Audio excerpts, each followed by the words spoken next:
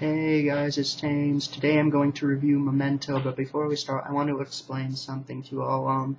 Today I'm going to do my review in a really different structure, like I usually do it.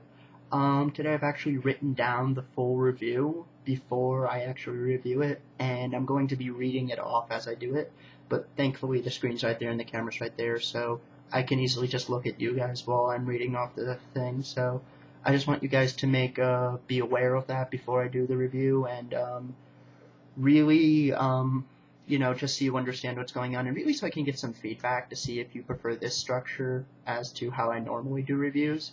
So, yeah, let's begin. Memento was the first motion picture by the now great Christopher Nolan, known for films such as The Dark Knight and Inception. Of course, this was when he was young and maybe a little crazier than he is now. Of course, that is up to debate, but still, that was back when he had a lot more to prove than he does now, which now he could probably just take a shit and film it, and everyone would probably love it, and be trying to analyze the symbolism in the film, and would probably call you stupid for not understanding the film. Of course, I don't think Chris would do this.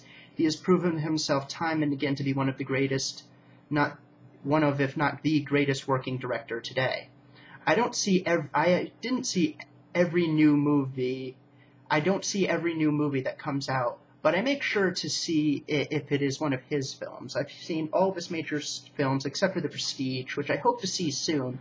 And from comparing them all, I have to say Memento is probably one of, if not his best film. The film starts out as what could be conceived as the end of the movie, where the main character, Leonard, played by Guy Pearce, goes for a ride with his quote-unquote friend, Teddy, played by Joe Pantoliano. Leonard drives up to an abandoned building and then looks at a picture of Teddy.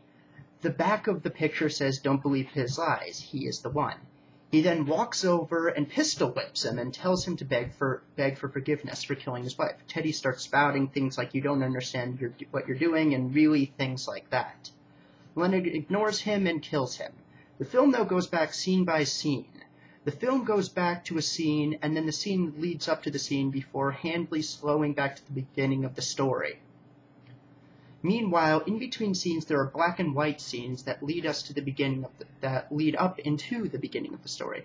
The biggest complaint I've heard and read about Memento is the feeling that Memento, if told in a normal narrative structure, would have simply been another revenge story. And my response to this is simply, so what the fuck? I don't see how this is a negative to the film. To me, this is an accomplishment that no one was able to turn what could have been a simple revenge story, make it completely new and original.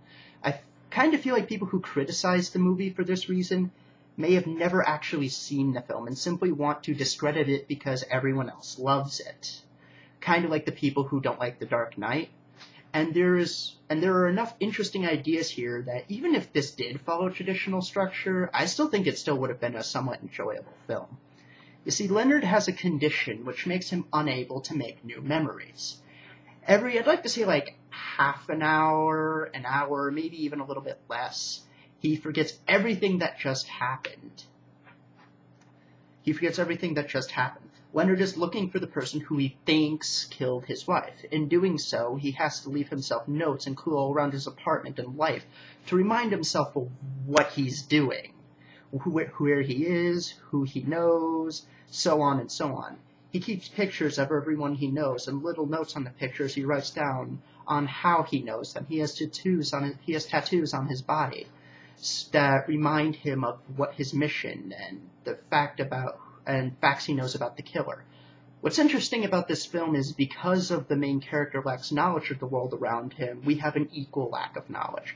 Leonard is oblivious to the world around him and often seems like a child, lost and confused. He was reliant on people, and often these people are just using him, and because of the narrative structure, what is really happening is lost to us in one scene, but revealed to us in another. A character we thought was a good person in one scene has their true motivations revealed to us in another. You get a feeling that you can't trust anyone or anything, and any bit of knowledge is only as good as how you interpret it.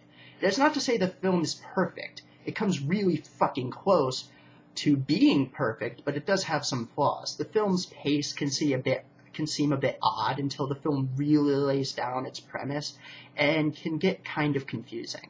Also, there are a few plot holes, like if Leonard can only remember the death of his wife, how can he tell how does he know about his condition? Won't he forget that he has it? However, these negative points really don't sink in until well after you've seen the movie, and really they by no means ruin the movie for you. In fact, I feel like I'm nitpicking just by mentioning them to you. Really, for these reasons and more, I couldn't recommend this movie enough. I feel it's Nolan's second best film. I count Batman Begins and The Dark Knight as like one movie, and I think it's better than Inception. For these reasons, I give Memento a 9.8 out of 10.